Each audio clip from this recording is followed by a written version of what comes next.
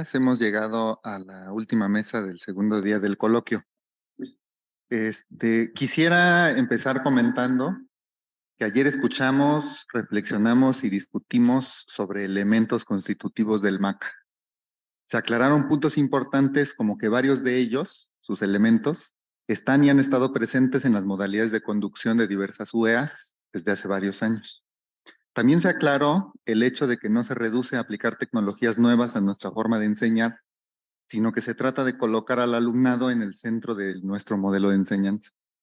Promover el autoaprendizaje y el aprendizaje colaborativo y significativo. Si para esto último ayudan los nuevos recursos tecnológicos, y parece que sí lo hacen, pues habrá que usarlos. Sin embargo, la concreción de los principios del MACA solo puede apreciarse a través de la experiencia. Por ello, esta mesa se llama Experiencias del Personal Académico de CBI y tiene como objetivo presentar las experiencias didácticas en la aplicación del modo virtual y cómo seguir empleando ahora en el modo presencial dichas estrategias y metodologías creadas ya lo dije, en el modo presencial. Participan en la mesa, voy a presentarlos en orden inverso como van a hablar, que será en orden alfabético. La doctora Rubicelia Vargas, que es profesora del Departamento de Química. El ingeniero Luis Castro Careaga, profesor del Departamento de Ingeniería Eléctrica y actual secretario académico de la División de Ciencias Básicas e Ingeniería. Y la maestra Soledad Arriaga, profesora del Departamento de Matemáticas, a quien le doy la palabra para que haga una presentación inicial de alrededor de 7 minutos. Adelante, Sol, muchas gracias. Muchas gracias. Gracias por la invitación. Gracias a todos por estar. Gracias. Bueno, pues no les tengo que contar, ¿verdad? Todos sabemos que en abril del 2020 nos tuvimos que lanzar a la batalla de saber qué hacer y cómo resolverlo. En aquel momento, bueno, y también quiero recordarles que las tres funciones sustantivas de nuestra universidad son docencia, difusión e investigación. Bueno, casi 3 años después de esta batalla, ahora nos preguntamos, ¿qué de lo tanto que tuvimos que aprender nos seguirá sirviendo para cumplir con nuestras funciones? Pues yo digo que todo, como ya se vio en la mesa de hace rato, muchas cosas las seguimos usando. Bueno, en general opino que debemos tratar de hacer efectiva cada experiencia y veo que eso es lo que estamos haciendo.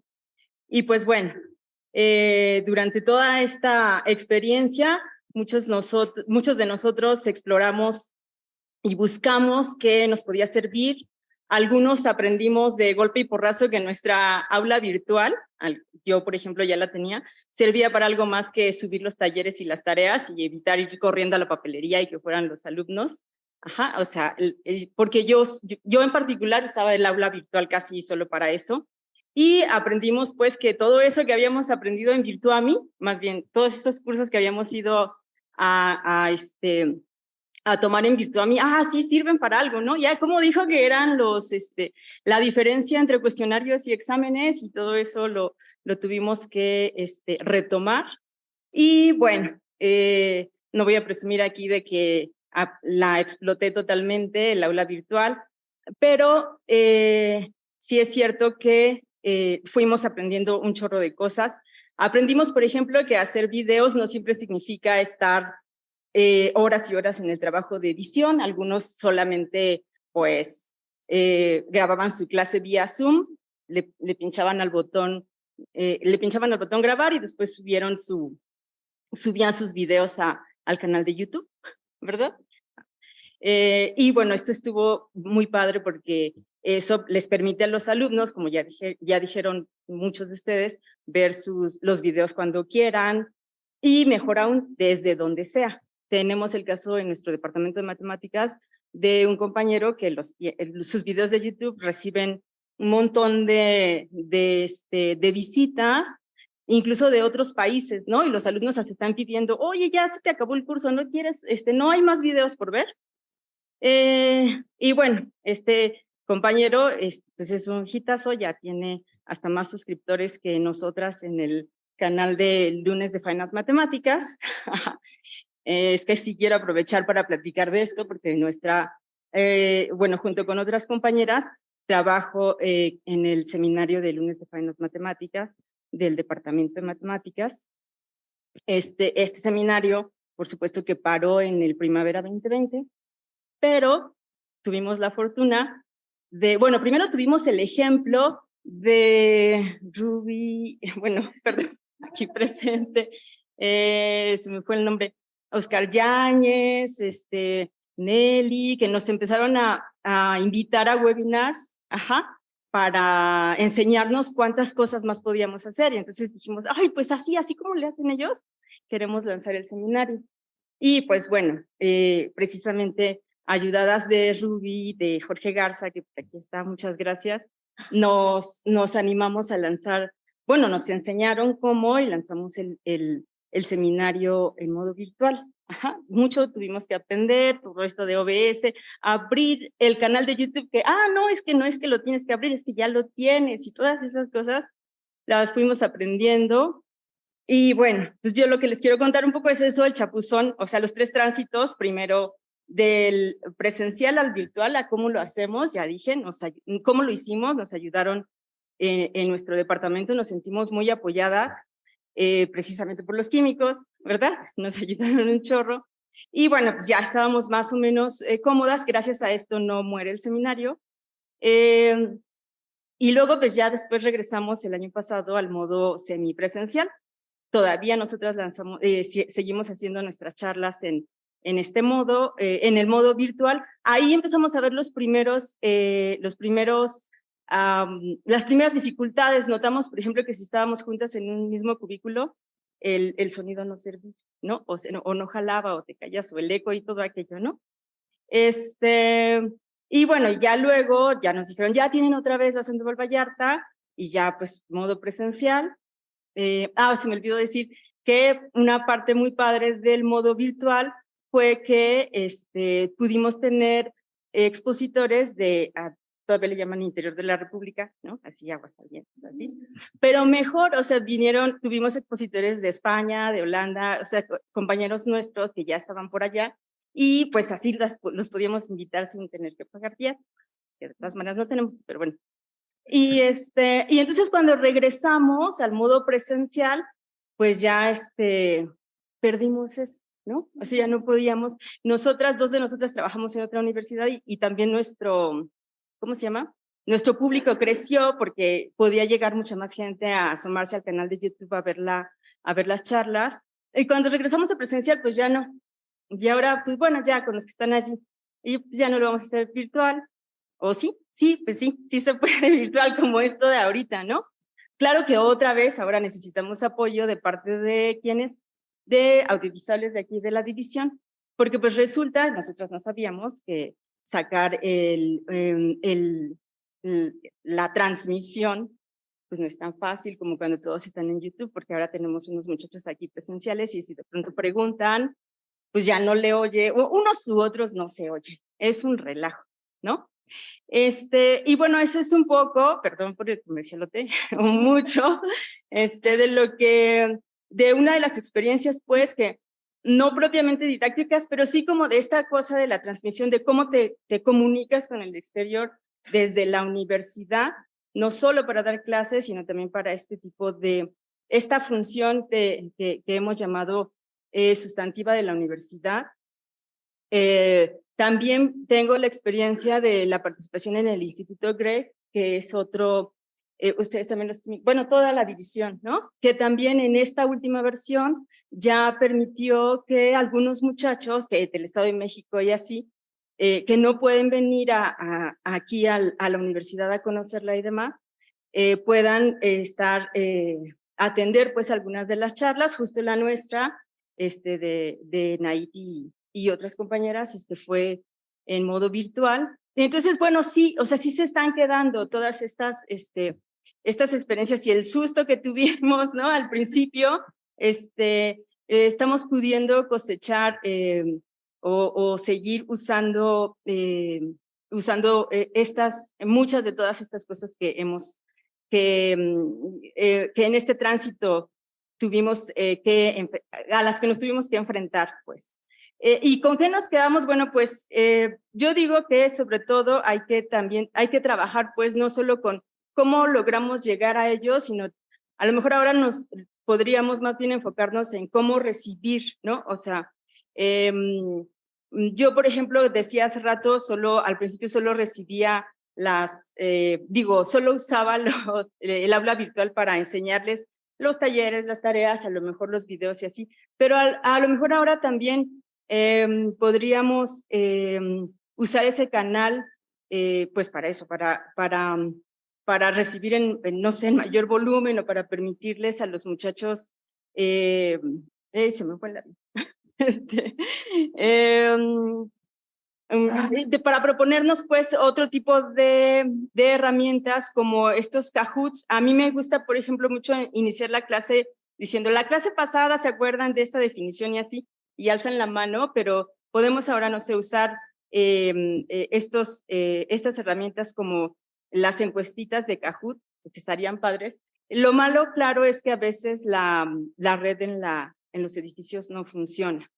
Pero bueno, eso les quería comentar, les quería compartir. Espero que no se me haya ido nada más. Muchas gracias. Muchas gracias, Sol. ¿Te iba a sonar esta cosa? No es cierto. Le damos la palabra al ingeniero Luis Castro, por favor. Gracias. Comparto la pantalla nada más para seguir las ideas igual. Pues,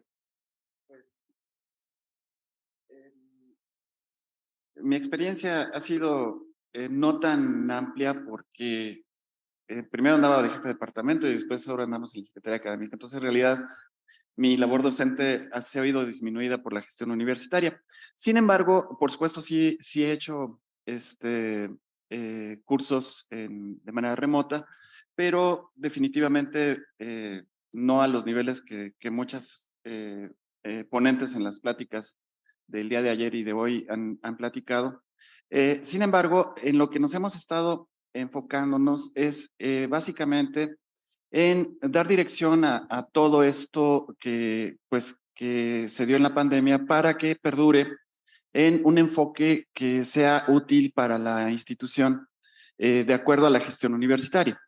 Entonces, pues empezamos a trabajar sobre las visiones de, partiendo de la base que ya existe una buena cantidad de profesores habilitados como para poder dar cursos en modalidad remota, y aquí estamos hablando solo remota, no híbridos todavía. Sí, vemos tres grandes nichos que incluso ya están operando en este momento. Entonces, la primera parte, que es una magnífica experiencia, son los cursos vespertinos en modalidad remota, ¿no? Y hablaremos de ellos a continuación. Entonces, lo primero es que en este trimestre que acaba de terminar, el 23O, ya se hizo un acuerdo entre los secretarios académicos, tanto de CCH como de CBS y de CBI, para que las optativas extradivisionales puedan ofrecerse en la parte final del horario diario para efectos de que ahí se den las optativas extradivisionales. Eso nos aumenta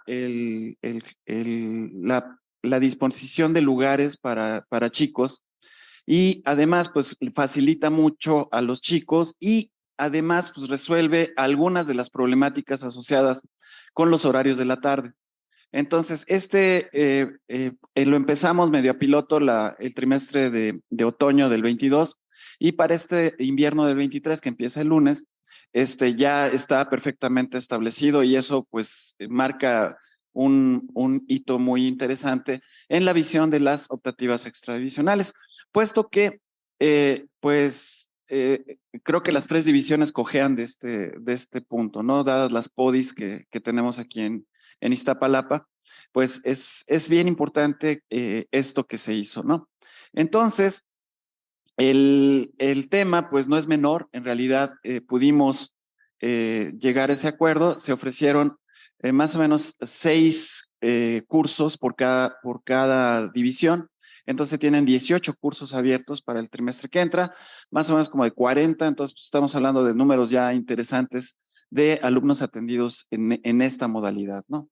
Entonces, por supuesto, aquí hay varios retos. Como les digo, parto de un supuesto que todos los profesores que están asignados pues están habilitados y pues son capaces de llevar a buen puerto cada uno de sus cursos. Yo sé que esto no necesariamente es cierto, pero pues es el primer paso en esa dirección y yo creo que poco a poco vamos a ir avanzando por allí. La segunda parte con respecto a los cursos vespertinos, no solamente tiene que ver con las optativas extradicionales, sino que con frecuencia en las semanas, la semana -1, la semana 0 e incluso la semana 1, nos damos cuenta que la demanda de lugares es mayor de la que había sido planeada.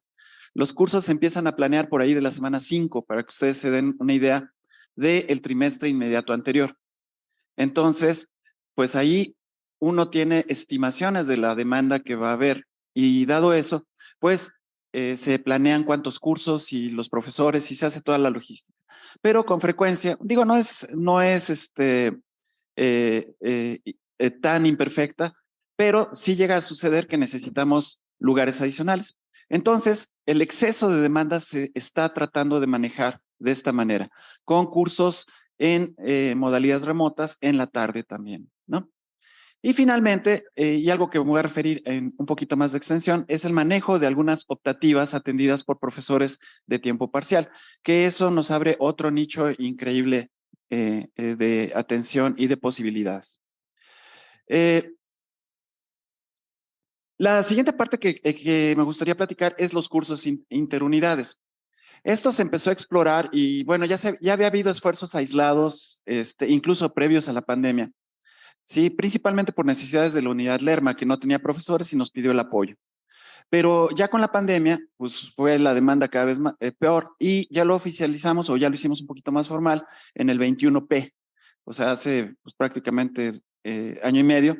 Y pues aquí los beneficios es que tenemos pues optimización de los recursos docentes, se benefician alumnos por tener experiencia de tomar cursos con mayor número de profesores y de distintas naturalezas, aumenta la oferta de cursos, porque no es solamente que nosotros demos cursos, sino también recibimos cursos de las otras unidades.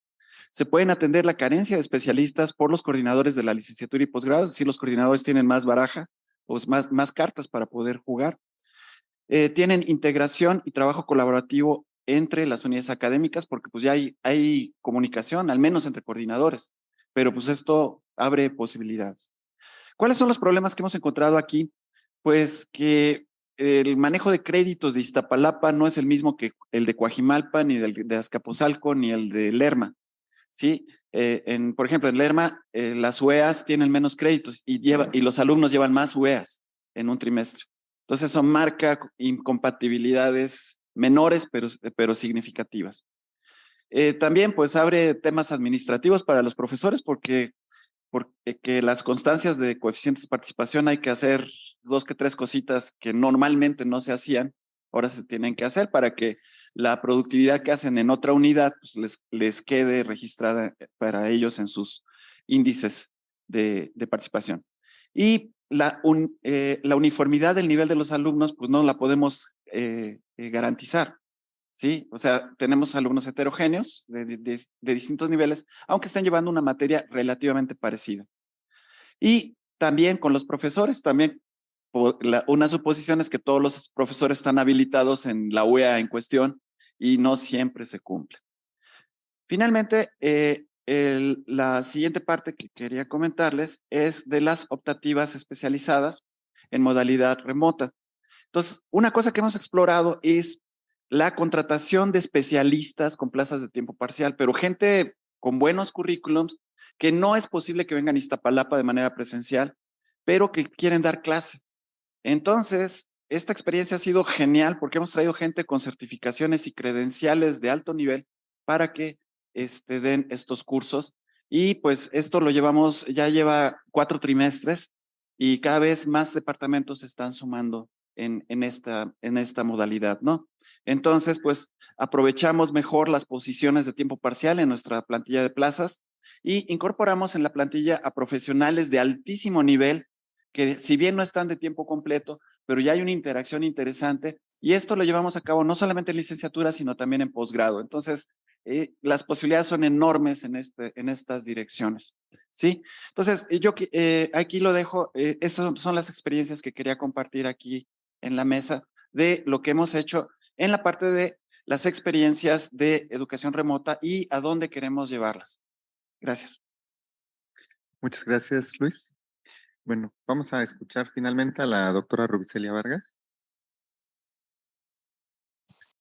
Puedo comenzar a partir de pantalla. Perfecto. Ya. Ya, muchas gracias. Déjenme poner mi pantalla. Perdón por los-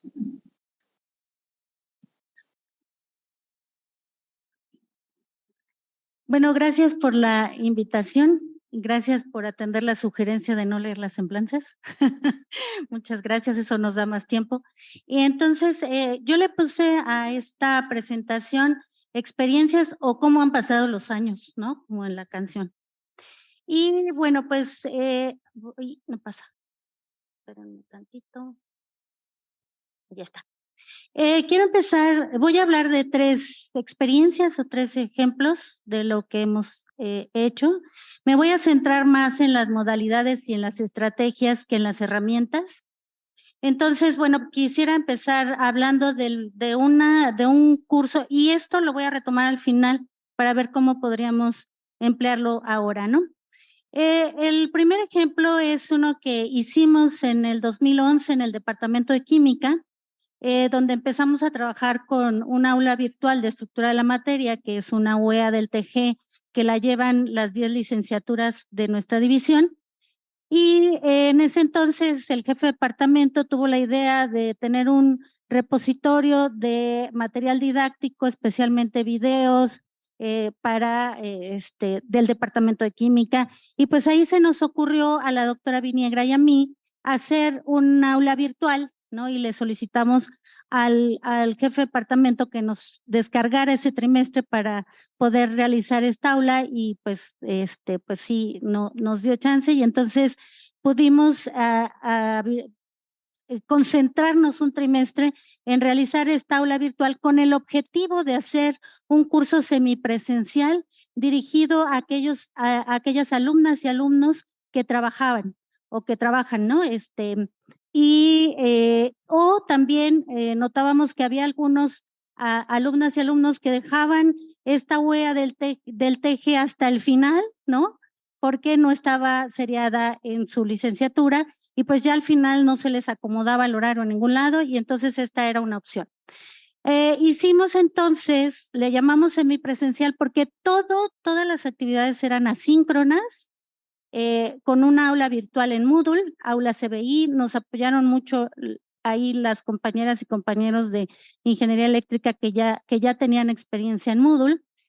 Tuvimos que aprender pues a hacer videos y demás. Y entonces todas las actividades asíncronas que tenían el contenido en videos y documentos, teníamos foros donde se discutían las lecturas que se dejaban como lecturas más no lecturas sobre el contenido, sino más bien lecturas relacionadas con aplicaciones, digamos, de lo que se estaba viendo en la clase, cuestionarios con conocimientos previos y exámenes semanales, tareas que tenían páginas interactivas, etcétera, ¿no?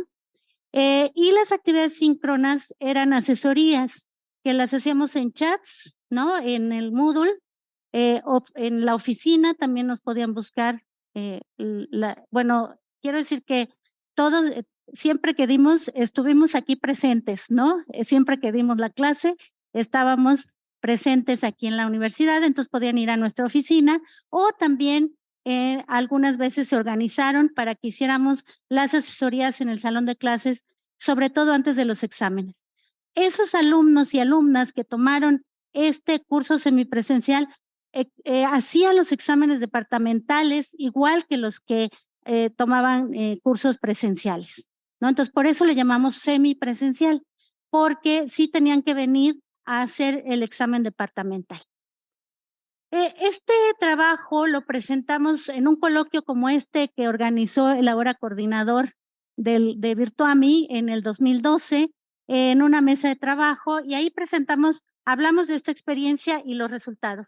Perdón, se me olvidó decir que esta la dimos cinco trimestres, bueno, hasta que el jefe de departamento decidió que no era buena idea, y entonces ya no dimos, no creía en este tipo de educación, entonces pues ya no se abrió esta posibilidad y pues nos quedamos ahí con nuestra aula y entonces empezamos del 2013 hasta el 2019 a utilizar nuestras aulas virtuales, que empezamos entonces cada curso que dábamos, pues hacíamos nuestra aula virtual con con la experiencia que ya teníamos, y entonces desde ahí empezamos a hacer bueno, aquí van a ver el paso de los años, ¿no? Ahí está Margarita Viniegra y yo en el 2012.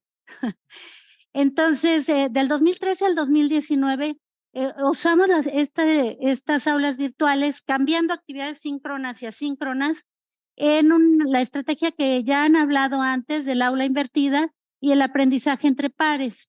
Esto permite, el aprendizaje entre pares es que trabajen de manera colaborativa. En el salón de clases, las actividades síncronas son siempre talleres en donde se pueden resolver problemas, hacer resúmenes, hacer infografías, hacer modelos, en fin, hay una serie de actividades síncronas que se pueden planear, digamos, para que se reafirme o se tenga la aplicación, ¿no? Del contenido que se da de manera asíncrona. Entonces, ya ahorita veré las ventajas de esto, pero el contenido se revisa antes, hay videos, hay documentos, hay lecturas, ¿no? Y entonces se revisa el contenido antes de llegar a la clase, se hace ahí el taller, y esto, bueno, pues nos da más tiempo para hacer otras cosas dentro del salón de clases. Ya no damos la clase, hay exposiciones, se pueden hacer exámenes rápidos y bueno, los exámenes departamentales siempre son en el salón de clases, ¿no? Igual a la misma hora que todos los demás lo hacen. Y de manera síncrona, pues se da también muchas de la evaluación formativa, digamos. El aprendizaje entre pares, pues es que trabajen de manera colaborativa. Uno pasa ahí en el salón de clases, el profesor se abstiene lo más posible de entrar en la conversación que hay entre los alumnos hasta que es necesario, hasta que uno detecta que es necesario entrar, ¿no? Y bueno, no es que se elimine completamente la exposición, hay tiempos en donde es necesario que la profesora, el profesor, sí dé una explicación en el pizarrón o de otra manera, ¿no? No se elimina completamente, pero se escogen esos tiempos de acuerdo a la dinámica del grupo. Nosotros le llamamos a esto porque en ese tiempo así se llamaba aprendizaje híbrido. Sí, ya llegó un nuevo participante. Así se le llamaba de esa manera, aprendizaje híbrido en ese tiempo. Entonces, ¿qué ventajas tiene? Ya lo han hablado antes, pero lo repito, esto que hicimos, pues que el tiempo en el salón se usa para actividades que implican niveles cognitivos más altos, facilita las condiciones para que el alumno o el alumno aprenda por sí mismo, promueve la autogestión del aprendizaje, hay aprendizaje colaborativo y se atiende la diversidad en la comprensión del material. No voy a hablar de los resultados, ahí van viendo el paso de los años, ¿no? No voy a hablar de los resultados, no tenemos tiempo para eso y para analizarlos, pero sí tenemos, Margarita y yo, algunos trabajos en donde se reportan resultados sobre estas experiencias. Hay uno en contactos, se hizo un libro sobre capacidades genéricas, también ahí podrán encontrar. Y Margarita y yo dimos un curso práctico de la clase al revés y aprendizaje combinado en el Congreso Nacional de Educación Química en el 2017. Bueno, pues, ¿qué pasó en el PER, no? En el PER ya teníamos toda esta, por fortuna, habíamos tenido ya esta experiencia anterior y pues seguimos practicando el aula invertida, ¿no? Y le pongo el aprendizaje entre pares, entre comillas, porque a mí me pareció que no resultaba tan bien como en la parte presencial, ¿no? A lo mejor no lo supe hacer muy bien, pero no resultaba tan bien. Entraba, por ejemplo, a un equipo y estaban calladitos todos y con la cámara apagada, ¿no? Y entonces yo tenía que promover.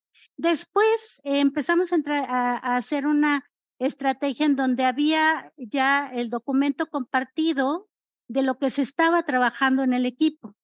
Y como yo podía ver los documentos compartidos o la gráfica que se estaba haciendo en el equipo o el resumen, lo que sea que se estaba construyendo en equipo, entonces sí creo que funcionó mejor, ¿no? Esto del aprendizaje entre pares. Otra vez había actividades síncronas, que era como taller de resolución de problemas en grupos de Zoom, y las presentaciones, pues no tiene que ser una presentación así muy formal, sino de lo que habían hecho durante los talleres, ¿no? Y en las actividades asíncronas, pues lo mismo, revisión de contenido, lecturas, exámenes, tareas, etcétera, ¿no? Y hubo sí algunas dificultades desde mi punto de vista para hacer, por ejemplo, hoy me tomé esa fotito enseñando mis modelos, porque cuando estamos en el salón de clases yo les llevo mis modelos y ellos hacen, trabajan con los modelitos y pues no pude hacer eso, ¿no? Pero pudieron ellos hacer modelitos ellos, solitos, ni modo. Bueno, entonces ya aquí quiero comenzar como esas son las experiencias y quiero empezar las reflexiones, ¿no? Entonces, antes del confinamiento teníamos nombres, virtual, híbrido, presencial, y como que más o menos nos quedaba claro, ¿no? Pero aquí yo creo que también es culpa de la SEP, ¿no? Que empezó a usar estas palabras así como mixto, no sé qué, y entonces ahora pues estamos como hechas bolas o hechos bolas, ¿no? En qué es a distancia, mixta, virtual, híbrida, remota, o sea, qué significa cada cosa, ¿no? Porque cada quien, entiende diferente. Por ejemplo, me encontré el otro día que se llamaba virtual o un curso virtual a algo que hacíamos o que se hacía en algunos casos en el Zoom dar la clase, ¿no? Entonces, pues eso no entendemos por virtual, ¿no? En fin, que tenemos como esas confusiones. Entonces yo digo que hay que hacer una redefinición de las modalidades y en el MACA, pues aprovechemos, ¿no? Ahí están definidas claramente las modalidades, ¿qué quiere decir mixta, qué quiere decir educación asistida, qué quiere decir educación línea, qué quiere decir virtual, ¿no? Ese puede ser nuestro marco. Si no estamos de acuerdo, bueno, pues discutamos y cambiemos, pero que haya un marco institucional que nos permita entender lo mismo a todas y a todos, ¿no? Entonces, por ejemplo, el ejemplo 1 cae en la línea por ahí entre educación asistida y educación en línea, ¿no? De acuerdo a la definición del MACA.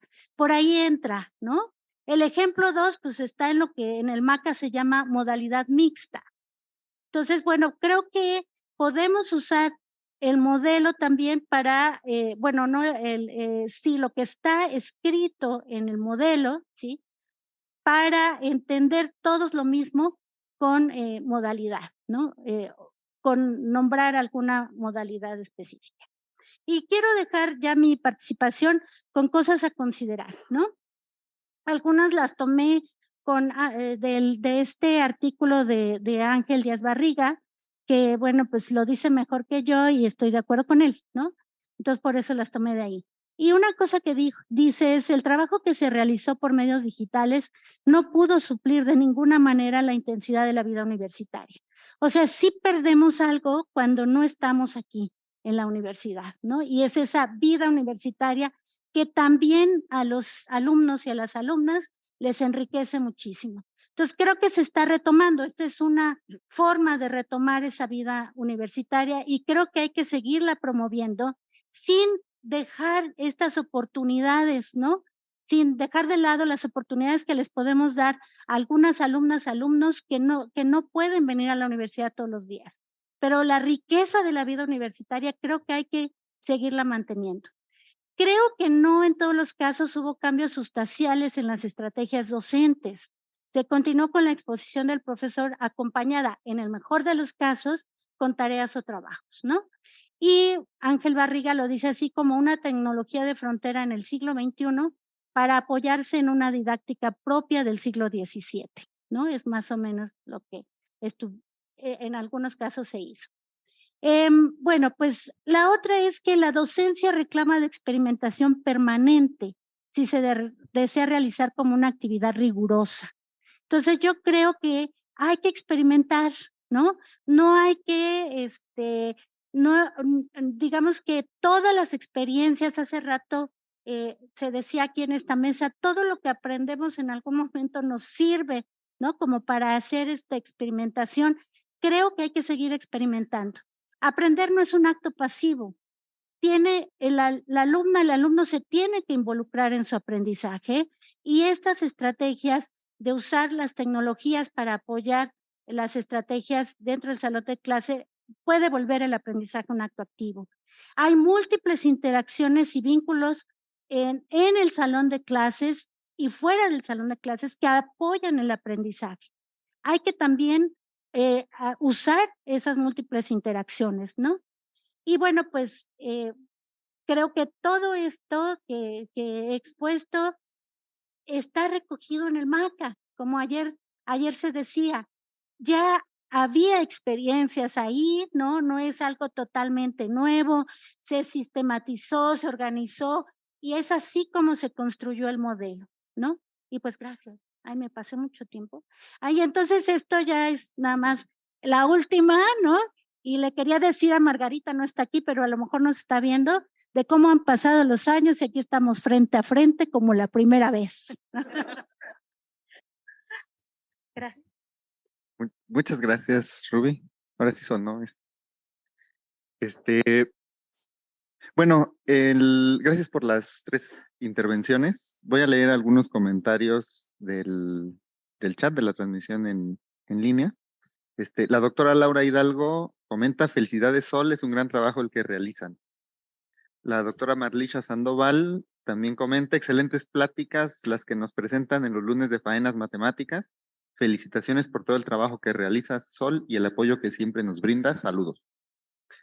Otra vez, Laura Hidalgo se pregunta, con un emoji así, si las aulas virtuales también pueden ayudar a regularizar a los alumnos. Y Nelly hace un comentario también, Nelly Rodríguez, señalando: sí, profesora Laura, un aula virtual puede ayudar a regularizar al alumnado. Todo dependerá de los contenidos y el diseño didáctico del aula y, por supuesto, del acompañamiento que se dé al grupo. Ana María Mendoza Batista comenta: concuerdo con usted, Laura, se pueden usar las aulas como trabajo remedial. Muy bien, y para dar una ronda final, mientras hay algunas preguntas de la audiencia, tres puntos para pedir un comentario breve a nuestras y nuestro ponente. ¿Cuáles son las principales dificultades que observan para utilizar en el modo presencial las estrategias y metodologías de enseñanza creadas durante el modo virtual? ¿Qué ventajas y desventajas observan? Y si tienen finalmente alguna sugerencia o propuesta que facilite dicha utilización. ¿Quieren empezar al revés? Empezamos. O de aquí hacia allá. ¿De aquí hacia allá? Sí, está bien. Ok, bueno, gracias. A ver, yo voy a, me parece a mí que creo que voy a poner en claro a qué me refiero, ¿no? Hacer tratar de hacer esta mezcla entre lo presencial y lo virtual pasa lo que decía hace rato una de las compañeras. Los alumnos están aquí y tienen que correr a su casa a tomar la clase síncrona, ¿no? La clase síncrona del profesor que está dando el curso virtual, entre comillas, ¿no? Porque no es un curso virtual de acuerdo a las definiciones de modalidades.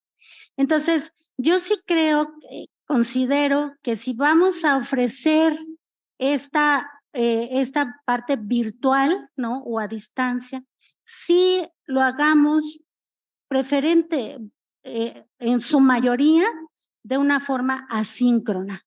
y solamente cosas síncronas que a lo mejor sean estrictamente necesarias, como las prácticas en el laboratorio, por ejemplo, ¿no? Pero sí creo que ir y venir, los alumnos tengan que ir y venir, me parece a mí, que no es posible para ellos, ¿no? Entonces, en la parte presencial, yo creo que se pueden, digo, esta que se ha hablado mucho del aula invertida, creo que es una forma muy conveniente y muy que tiene buenos resultados para el aprendizaje, usar el aula invertida como una estrategia de aprendizaje en la parte presencial, que en el MACA se llama mixta, esa modalidad, ¿no? Nada más. Gracias.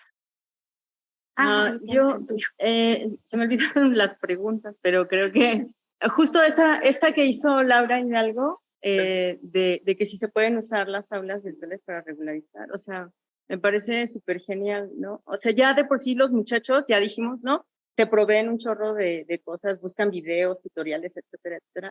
Pero a lo mejor dejar abiertas algunas aulas virtuales, abiertas en el sentido pues de que se puedan asomar o darles la clave de inscripción y así, para que en ese marco puedan estudiar la UEA sin tener que estar inscritos, a lo mejor no es mala idea, ¿no? O sea, no alcancé grupo, no sé, en cálculo o en lo que sea, pero puedo tener acceso a un aula y estar ahí, realizar las actividades allí y demás, y eso me sirve o bien para prepararme para cuando sí tenga grupo, o bien simplemente para regularizarme o para estar, no sé, más, tener más frescos los temas o lo que sea. No se me había ocurrido una pregunta, o sea, pienso que es algo que se podría. Claro que Nelly dice, bueno, pues no se las suelten ahí nomás, ¿no? También tiene que haber gente que las esté como atendiendo, no sé, tal vez muchachos de servicio social o algunos profesores. Como dices, hay que darle nombre a todas estas cosas, pero bueno, sí hay, pienso que sería una buena. Diseño del aula, ¿no? Sí, bueno, las preguntas se podrían resumir en ventajas y desventajas y me parece que de eso han comentado. Luis, ¿algún comentario? Bueno, las dificultades yo creo que van mucho con respecto a las visiones que cada profesor le impone, ¿no? Como decía Ruby, y coincido con ella, si vamos a hacer una clase a través de Zoom y es básicamente que pongo la cámara y yo me pongo a dar clases en el pizarrón de mi casa, pues por supuesto que ahí hay muchas posibles dificultades, ¿no? Pues, de tipo técnico que se han mencionado muchísimo. Y más si eso lo hago aquí dentro de la unidad, porque pues también es parte de los comentarios acerca de la infraestructura que tiene la unidad y que pues a veces no puede ser lo consistente que quisiéramos, ¿no? En lo que se refiere al servicio. Entonces, pues para todos ese tipo de profesores, por supuesto, hay una gran cantidad de obstáculos en ese sentido. Otros obstáculos son también la parte de generar los contenidos. Yo no soy de los partidarios de la generación de contenidos, yo soy de los partidarios de la curaduría. Es decir, prácticamente en casi cualquier tema de los que trabajamos que no son avanzados, pues si hacemos búsquedas en Google y cosas así, pues la verdad es que hay una cantidad de materiales, videos, textos, presentaciones PowerPoint. O sea, hay una cantidad impresionante como para que el trabajo realmente sea más de encontrar las ligas, ¿sí? Y pues ponerlas a disposición en un orden y estructura adecuado. Entonces, otra vez, si el profesor decide generar sus contenidos, pues va a tener varias dificultades asociadas al aprendizaje de habilidades y actividades relacionadas con la producción de contenidos. Y otra parte también depende mucho de pues, la organización propia que le dé el profesor. Tenemos profesores que ni de manera tradicional sus cursos están estructurados ni tienen pies y cabeza, por decirlo de alguna manera. ¿Y por qué esperaríamos que en un curso en otro tipo de modalidades fuera igual? Entonces también ahí pues, las dificultades son propias ya de habilidades docentes del profesor, ¿no? Entonces yo creo que pues, hay que trabajar justamente en la cultura del profesor, en el sentido de que pueda tener más madurez en las visiones que pueda haber y igual coincido con Ruby en el sentido de pues qué es lo que quieres hacer. Y dado eso que quieres hacer y plantearte tus objetivos para cómo quieras tú enseñarle en la modalidad que sea, pues hacer un diseño de lo que es el curso y pues tratar de ubicarlo en la parte en que se pueda sentir confortable. Entonces, esa parte yo creo que es, digamos, la más complicada porque pues implica concientización y que aprendizaje de habilidades de estructuración pedagógica, etcétera, como para que se pueda dar, ¿no? Entonces, yo muchas veces cuando se habla de las dificultades, pues yo las veo más o menos como se les acabo de comentar, o sea, ok, si quieres producir contenidos, pues vas a tener dificultades asociadas a la producción de contenidos. Si vas a querer dar tu clase aquí en el edificio B a las 12 del día y quieres transmitir, pues vas a tener otro tipo de dificultades, etcétera, ¿no? Entonces, yo creo que tenemos que ser flexibles los profesores y tratar de ser consecuentes con las condiciones y situaciones que tenemos. Entonces, a partir de ahí nos podemos mover. Yo sé que la producción de contenidos es muy divertida, o sea, es algo bien divertido, pero pues en su momento va a tomar tiempo, esfuerzo y no siempre es reconocido, tristemente. O sea, y no me refiero a puntos y eso, no, me refiero a que los alumnos valoren que uno le invirtió, no sé, 5 horas a una capsulita de 15, 20 minutos y que quedó, según nosotros, muy bonita y uno hace las evaluaciones y se da cuenta que no entendieron nada. Entonces, esa es la parte del reconocimiento. Entonces, los obstáculos, pues hay unos de fondo, otros me parece que son de forma y pues hay que trabajar mucho. Ahora sí que es un nicho, tenemos muchos nichos de oportunidad. Muchas gracias. Me parece que hay una pregunta. Más que pregunta, yo quisiera decir lo que también hubo detrás de cámaras del nacimiento del curso semipresencial que llevó a cabo Margarita y Rubí. Y yo creo que sí hay que seguirlo, no de perderlo de vista, porque en ese entonces, cuando se empezó a anunciar como curso semipresencial, no sabían los alumnos de qué se trataba, porque entonces se tuvo que empezar a hacer desde la coordinación del tronco general cómo mandar la convocatoria para inscribirse a los cursos. Entonces me acerqué a las doctoras y se empezaron a plantear una serie de mecanismos a través de la coordinación de atención a alumnos. Y ahí se empezaron a recopilar matrículas, ¿sí? De personas que estuvieran interesadas al curso, pero yo no podía dar la información porque no era muy claro y creo que sigue siendo poco claro si alguien quisiera entrar a un grupo semipresencial. Entonces, lo que se optó es juntar todas esas matrículas desde la oficina de atención y mandarlas masivamente, ¿no? Entonces, afortunadamente hubo una gran respuesta y fue directamente a través de esos interesadas, que se les condujo a las profesoras, ¿no? Y ahí ellas les daban todos los detalles de la dinámica. Entonces, ahí es donde ya los chicos tenían más claro hacia dónde iban a ir. Y eso a mí me gustó mucho porque fue un gran esfuerzo, creo que se hizo bien y se hizo ¿cuántos trimestres, verdad, Rubí? Y muy buenas respuestas. Conforme fue pasando el tiempo y después también entra Jorge Garza en este formato semipresencial, la respuesta cada vez fue mayor y mayor y mayor. Entonces ya se llevó un tren que me pareció muy interesante y creo que ese tren no se debe de dejar porque creo que podría ser un gran punto de que los chicos sí supieran estas esencias, porque todos teníamos una idea diferente del curso, ¿no? De hecho, cuando se anunció el curso, creo que dijo, no es para eso. Entonces se corrigió la propaganda, ¿no? Se corrigió, se hicieron carteles y entonces ya enfocados a los objetivos del curso semipresencial, creo que fue más concretito hacia dónde querían ir las profesoras. Y creo que hubo muy buenas respuestas, había muy buenos índices de aprobación, si recuerdo, ahí se hicieron estadísticas y se tienen muy buenos resultados, ¿no? Y fueron viéndose esos buenos resultados a través de ese tiempo. Desgraciadamente, como lo comenta la doctora Ruby, el jefe opta por pues dejar un poquito el plan, pero creo que podría seguirse retomando y se sigue retomando, ¿no? Seguramente. Gracias, es lo único que quería comentar. Gracias. Mientras llegue el micrófono, leo dos comentarios del chat. La doctora Margarita Viniegra, el entusiasmo y compromiso de la doctora Vargas debería ser contagioso. Felicidades por tu trabajo. De la doctora Lidia Jiménez, agradece a los y las expositoras y comenta, coincido en que la presencialidad es insustituible. Si bien hay actividades no presenciales expresadas muy bien en el MACA, que abren muchas otras posibilidades mixtas. Y finalmente, alguien que no sé cómo pronunciar, pero que ama el lenguaje, language lover, y algo más. No es necesario experimentar, comenta, en el sentido de innovar, pero sí en el sentido de intentar. Pues mucho ya se ha hecho antes, pero no todos lo han hecho. Muy bien.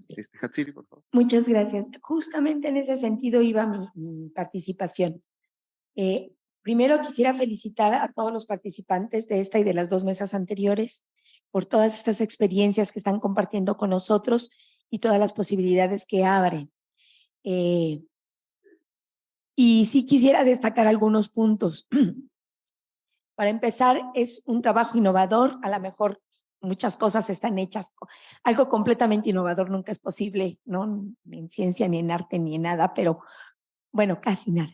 Pero sí, pero la recopilación, juntar, hacer los esfuerzos y traerlos a la vida que estamos realizando, pues ahí es donde están los procesos y eso me parece muy importante. Y poderlo compartir me parece un punto fundamental. Pero la otra cosa que quiero destacar es el trabajo colaborativo, ¿no? Porque los esfuerzos se pueden hacer y todo, pero los que están comentando, al menos en esta mesa, son trabajo colaborativo que se ha realizado y que se viene haciendo y que tiene frutos más grandes, ¿no? Entonces yo creo que eso es muy importante, como decía, no solamente en el alumnado, sino en el profesorado y con el personal de apoyo poder realizar estas acciones colaborativas que nos llevan a un impacto mayor, ¿no? Y bueno, y ahí va la pregunta. ¿Cómo logramos que esto se difunda y llegue a más de nuestros compañeros, ¿no? ¿Cómo le hacemos para que sean semillas que vayan impactando hacia más de nuestros mismos colegas, hacia dentro de cada una de las divisiones? Muchas gracias. Un comentario final, panel.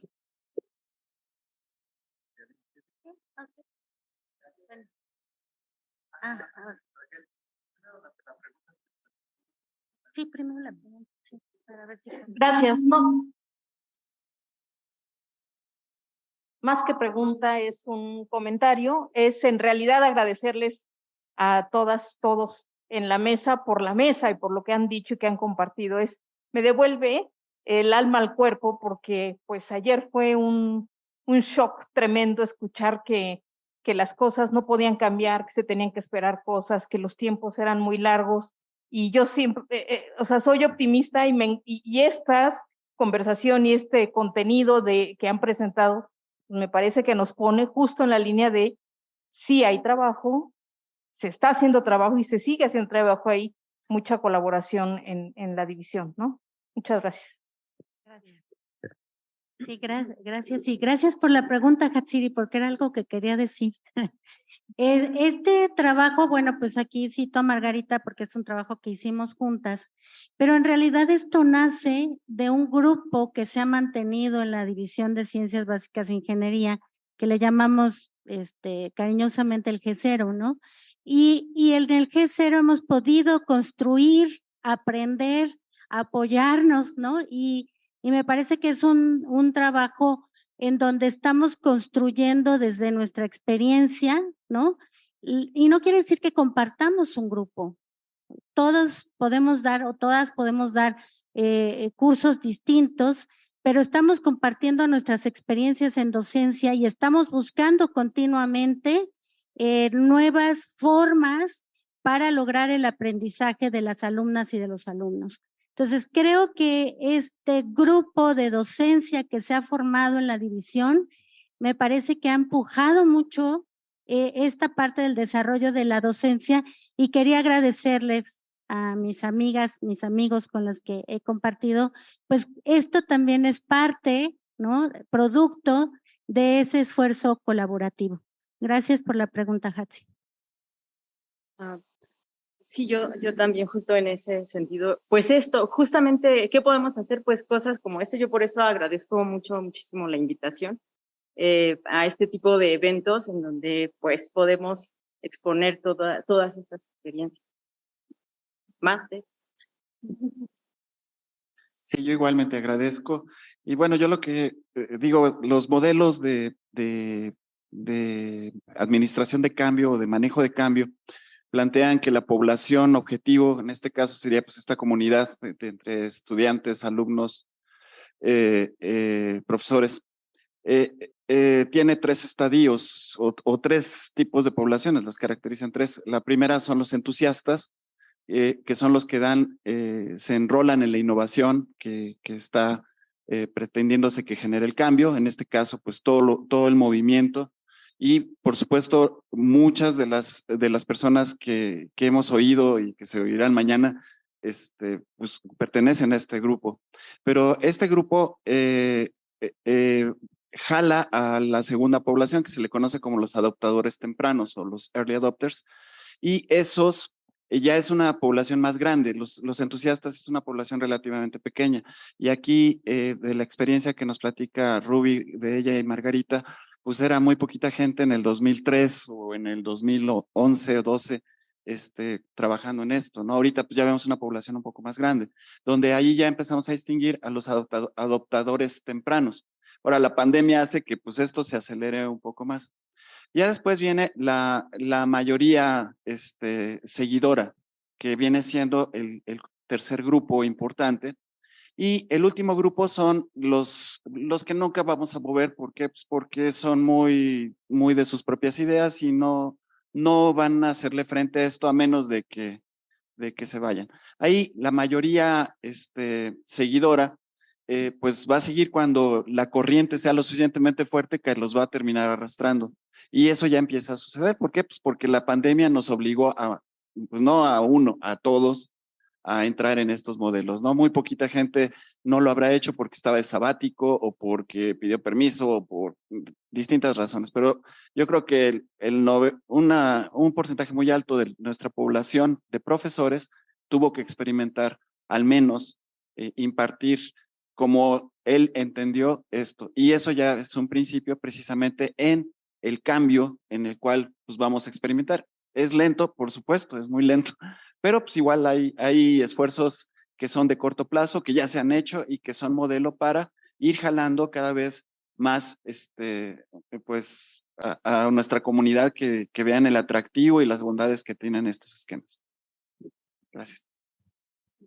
Pues muchas gracias. Con esto cerramos la tercera mesa de experiencias del día y con ello el día del coloquio.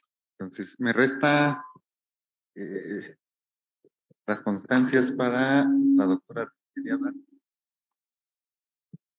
No, gracias. Para la maestra. Y para el ingeniero Luis Fernando Castro. No, gracias a ustedes. Gracias. Bueno, y también le damos la constancia de la moderación al doctor Humberto Laguna Galindo.